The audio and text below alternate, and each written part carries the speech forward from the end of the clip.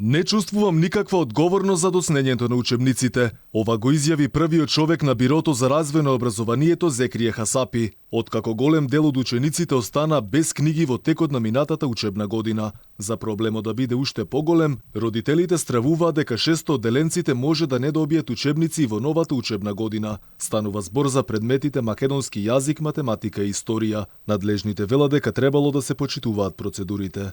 Не чувствувам искрена одговорност дека за изработка на наставни програми има процедури, имаме правилници. Според тие процедури и правилници ние сме постапиле навремено. У средина некаде во март месец сме доставиле програмите.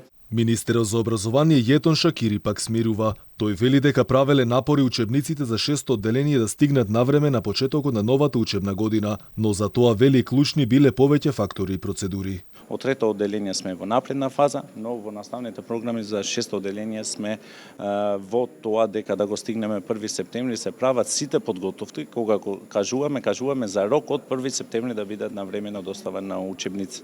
Предметот географија 7 и 9 одделение, мислам дека ова година системот веќе се отвори и веќе за сите предмети кои ќе имат барања од страната на училиштата, ние ќе доставиме учебници. Додека учениците се во грч дали ќе имаат книги од следната учебна година, професорите велат дека образованието го допрело дното. За процесот да мрдне од мртва точка, велат дека морало да има сериозни реформи ако сакаме писмени генерации. Нашиот образовен систем не дава добри резултати, особено до нивото на средното образование. Мислам дека ова ни се случува поради константното и непрестано реформирање на средното школо. Ако се изработи убаво и ако убаво се обмисли, би можело да се воведе, за да не добиваме и на PISA тестовите вакви разочарувачки податоци и во однос на медиумската писменост и во однос на генерално авторитарните тенденции кои кај младите се повидливи. И додека образованието е на многу ниско ниво, Министерството за образование во консултации со синдикатите и наставниците ќе достава 3 предлози до владата за стартот на новата учебна година.